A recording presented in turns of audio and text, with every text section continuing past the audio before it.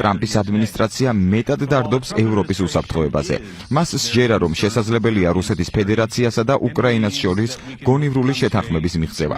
ამავე დროს გვჯერა, რომ მნიშვნელოვანია ევროპის მიერ მომავალ წლებში საკუთარი უსაფრთხოების უზრუნველყოფაში უფრო დიდი წვლილის შეტანა.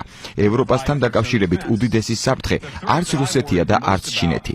ეს საფრთხე, ჩემი აზრით, არა გარედან არის მართული, არამედ შიგნიდან.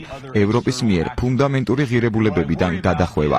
იმ ღირებულებების უარყოფა, რომელიც მას ამერიკის შეერთებულ შტატებთან აერთიანებს.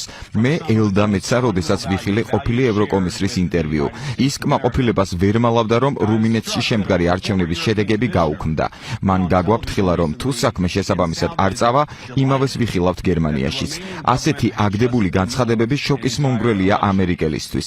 წლებია გვეუბნებიან, რომ ყველაფერი, რასაც ვაფინანსებთ და მხარს ვუჭერთ, არის სწორედ ჩვენი, საერთო დემოკრატიული ღირებულებების სახელით დაწყებული უკრაინით დამთავრებული ციფრული ცენზურით. არის შექმნილი დემოკრატიის დაცვის მიზნით, მაგრამ, როდესაც ვხედავთ ევროპული სასამართლოების მიერ არჩევნების შედეგების გაუქმებას, ევროპელი მაღალჩინოსნების მიერ მომდევნო არჩევნების გაუქმების მუქარას, ამავე დროს საჭიროა ვიკითხოთ, არის თუ არა ეს შესაბამისი სტანდარტი. მე ვამბობ ჩვენ, რადგან მჯერა, რომ ერთი გუნდის წევრები ვართ. დემოკრატიულ ღირებულებებზე საუბარზე მეტად საჭიროა დემოკრატიულად ცხოვრება. მე ვთხოვ ჩემს ევროპელ კოლეგებს, ჰქონდეთ შემდეგი თვალსაზრისი. შეგიძლია გჯეროდეს, რომ არასწორია არჩევნებზე ზემოქმედების მიზნით რუსეთის მიერ სოციმედიაში რეკლამის შეძენა.